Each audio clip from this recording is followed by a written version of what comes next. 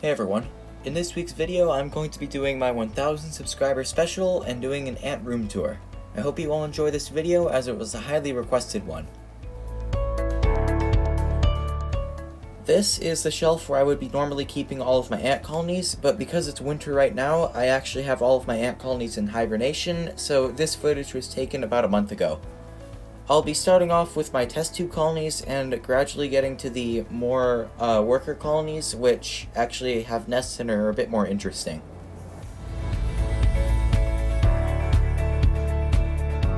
But before we get into that, let me show you where I store all of my ant keeping products and film my videos.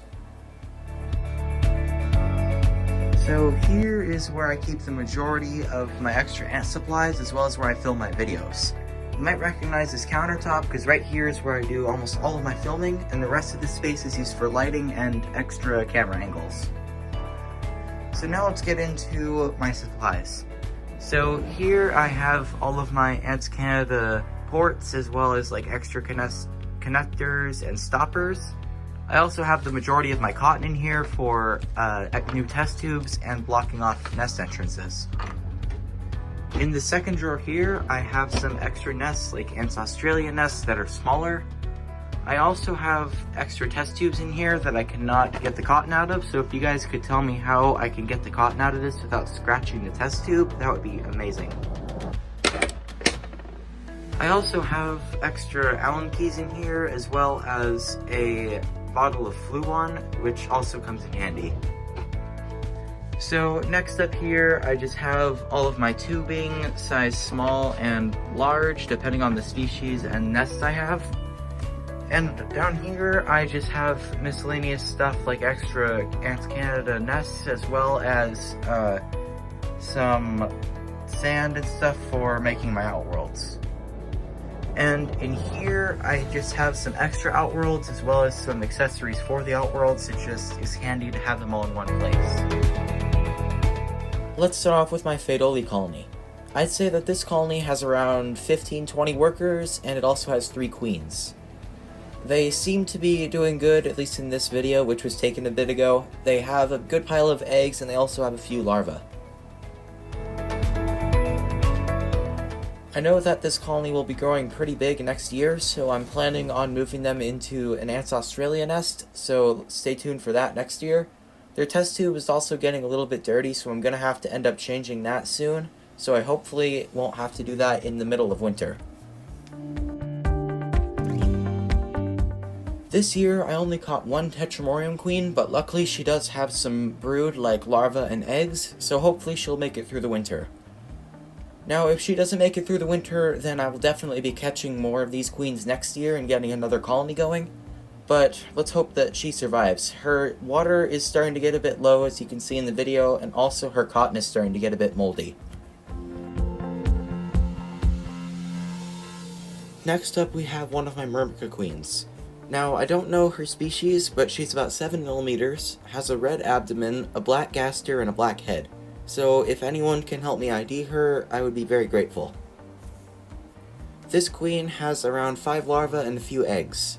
Her water level is good, and she does not have any mold in her test tube, so I think she's going to make it throughout the winter.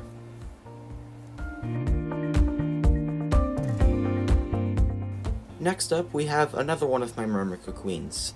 This queen is all red and is about 10 millimeters, so if you could help me ID her, that would also be great. Anyways, this queen has 10 larvae and also about 10 eggs, so she is doing very great going into winter. Her test tube is not moldy at all, and she also has a great water supply, so she's not going to be needing to move during the winter.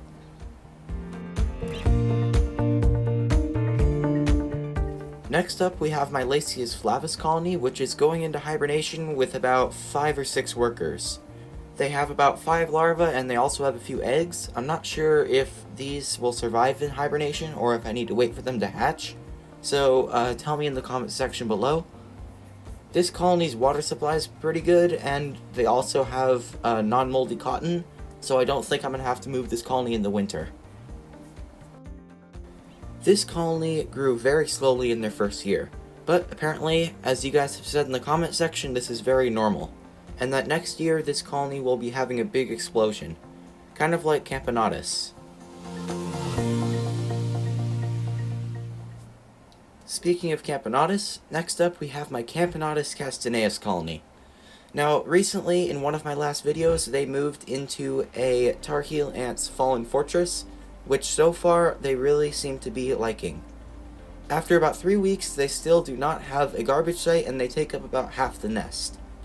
The queen and the majority of the workers seem to be liking the moist and humid side of the nest, while all the larvae are situated furthest away from the humidity, which usually I thought it was the opposite, but I guess Camponotus don't really need that much humidity in general, so the whole nest might be a bit too humid for them. At the time of this recording, this colony is well into hibernation and they are all cluttered together. Now, since I moved them in here, I did not get very much action at all of them in the outworld, so hopefully next year we'll see a boom in the population of this colony, and we might be able to get some more footage of them in the outworld and possibly doing a live feeding.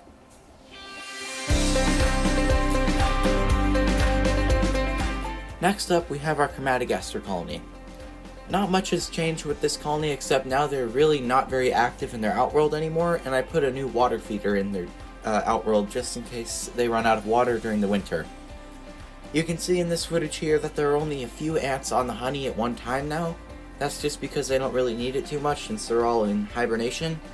One thing I did notice here is that they did cover up their nest. This is probably just due to outside temperatures and just their natural habits.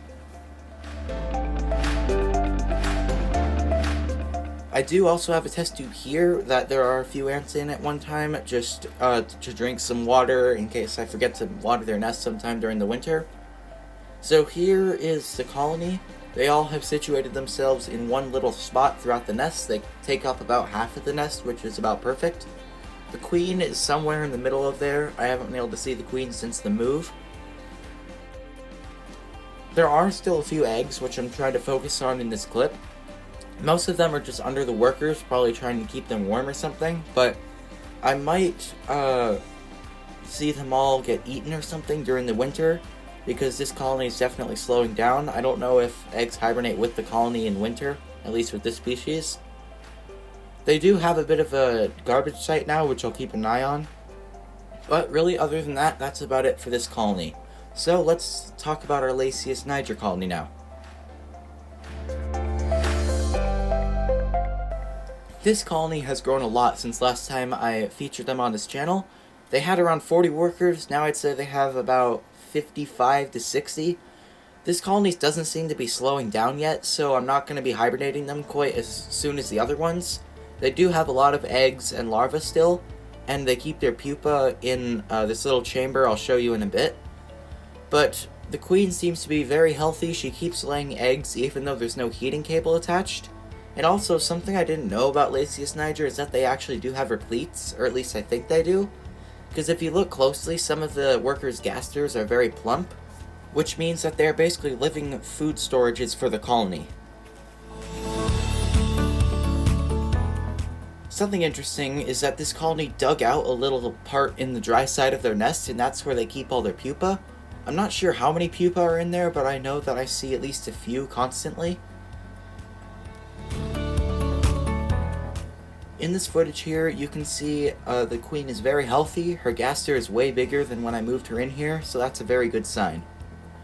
Their outworld is basically very bare. They're not active in the outworld, and they're not really feeding on the cockroach pieces I've given them, but that's about it for this colony. Last but not least, we have our Camponotus colony, which is well into hibernation at this point. They have about, I'd say, like 50 larvae right now, and they are all hibernating with the colony. I found out from a few people that this species, Camponotus, actually does hibernate with larvae that are very small, so hopefully they'll have a good population explosion next year coming from those larvae. Something that's very interesting with this colony is that they have like 4 majors and only have like 6 normal workers, which I also find very interesting, because normally this does not happen with a Camponotus colony. Their outworld is pretty bare, as well as the Lasius niger colony, just because they're in hibernation. There aren't many ants actually in the outworld at this point. I hope everyone enjoyed this video. I'm very grateful to have gotten to 1,000 subscribers on this channel, because I really never thought I'd be able to get to this milestone. Again, thanks everyone for watching, and I will see you the next following Sunday with a new video. Peace.